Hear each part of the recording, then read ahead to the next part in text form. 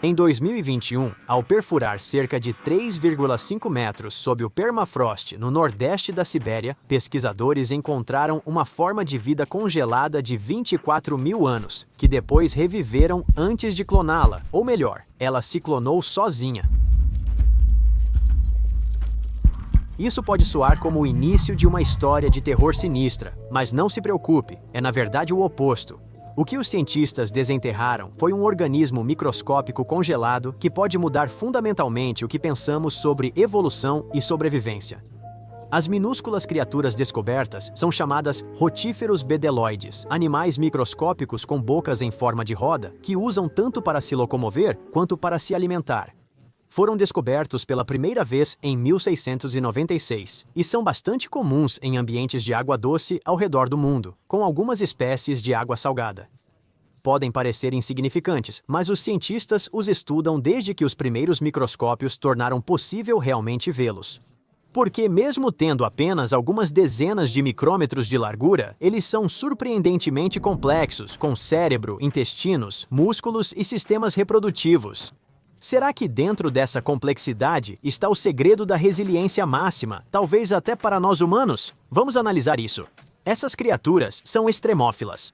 Isso significa que podem sobreviver sendo completamente drenadas de água em qualquer fase da vida, ficando dormentes até serem reidratadas. Mas não é só isso. Eles também resistem às condições mais severas da Terra, do espaço ou até presos no permafrost siberiano por dezenas de milhares de anos. Isso é possível porque entram em criptobiose, condição onde os organismos pausam seu metabolismo e ficam quase inativos. Parece muito científico, mas, na verdade, vários produtos do dia a dia são guardados na geladeira graças a esse fenômeno. Pegue o fermento, por exemplo. As células vivas de levedura são cercadas por uma camada protetora feita de células mortas e alguns nutrientes. Você pode manter leveduras à temperatura ambiente, mas na criptobiose, como na geladeira ou freezer, ela se conserva muito melhor e por mais tempo. Durante a criptobiose, rotíferos acumulam compostos protetores como proteínas chaperonas, que ajudam na reparação e recuperação quando condições favoráveis retornam. Proteínas chaperonas são como pequenos guarda-costas. Seu trabalho é evitar que outras proteínas na célula se desfaçam sob pressão. Quando o corpo está estressado, seja por calor, frio, toxinas, desidratação ou pelo processo natural de envelhecimento, as proteínas podem começar a se dobrar mal. Proteínas precisam estar dobradas em formas específicas para funcionar corretamente, e quando essa estrutura falha, tornam-se inúteis ou até prejudiciais. Proteínas mal dobradas podem se acumular e interferir na função normal da célula. Em alguns casos, elas se agrupam de maneiras que envenenam a célula. Esse tipo de dano está até associado a condições graves de saúde. Então, se rotíferos desenvolveram proteínas poderosas que previnem o caos celular mesmo em condições extremas, poderíamos usá-las para proteger células humanas de doenças e envelhecimento? Analisando a idade do gelo onde foram encontrados, cientistas descobriram que esses rotíferos congelados tinham pelo menos 24 mil anos. Isso é um salto enorme comparado a estudos anteriores, que mostravam que sobreviviam congelados por apenas 10 anos. Isso sim é quebrar recordes. Esse período da Terra é conhecido como Pleistoceno Superior, dominado pela Era do Gelo, o que significa que esses invertebrados estavam dormentes quando Manny e Sid viviam suas aventuras nas paisagens geladas, junto com tigres dentes de sabre e preguiças gigantes. Curiosidade: embora filmes como A Era do Gelo mostrem mamutes como gigantes enormes, eles tinham, na verdade, o mesmo tamanho e peso de um elefante africano atual. A natureza e a evolução podem ser tão cruéis, mas fascinantemente imprevisíveis. Bestas enormes e ameaçadoras da Era do Gelo não sobreviveram, mas algo pequeno e estranho, como um bedeloide, sim. Quanto à nossa criatura descongelada, após o solo derreter, o organismo não apenas voltou a se mover, também começou a se reproduzir. Isso graças à partenogênese, forma de reprodução onde embriões se desenvolvem de óvulos não fertilizados, permitindo reprodução independente. É realmente como clonagem, mas acontece naturalmente. Muitos organismos, como certos insetos, répteis e até algumas aves, são capazes de partenogênese, ao menos em condições específicas. Nas abelhas, por exemplo, os machos se desenvolvem de ovos não fertilizados por partenogênese, tornando-se cópias genéticas da mãe. No entanto, a partenogênese é vista como desvantagem evolutiva por limitar a diversidade genética, o que significa que a maioria das espécies que se reproduzem assim acabam enfrentando a extinção. Apesar disso, os rotíferos bedeloides se diversificaram em mais de 450 espécies distintas ao longo de milhões de anos, algo extremamente raro.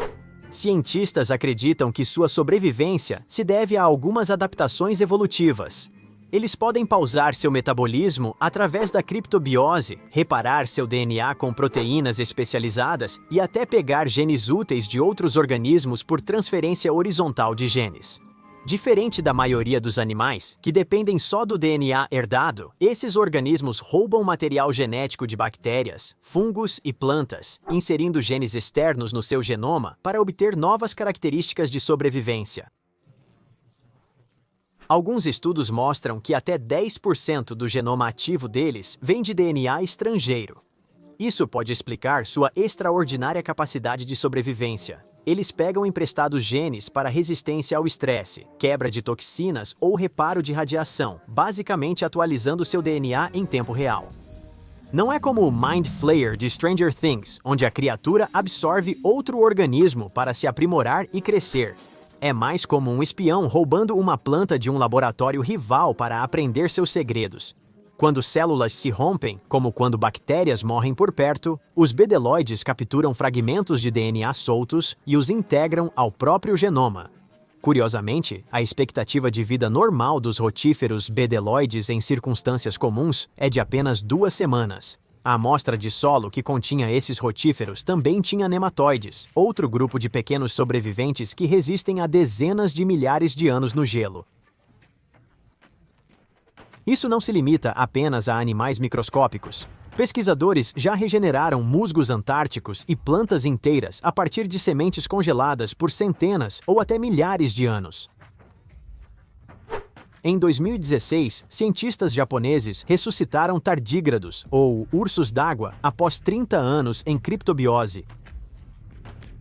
Tardígrados são incríveis porque sobrevivem em estado suspenso por até 30 anos sem alimento ou água, suportando temperaturas de congelamento até 150 degrees Celsius. Eles também resistem a pressões abissais, vácuo, microgravidade e radiação intensa do espaço. Lembra quando falamos que essas espécies sobrevivem às condições mais extremas da Terra e além? Não era exagero, e agora você entende por quê.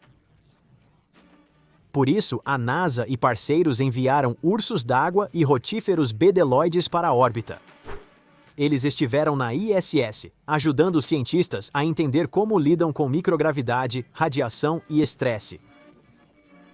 Em 2007, a Agência Espacial Europeia lançou tardígrados em órbita baixa, completamente expostos. Sem traje, sem proteção, flutuando no vácuo.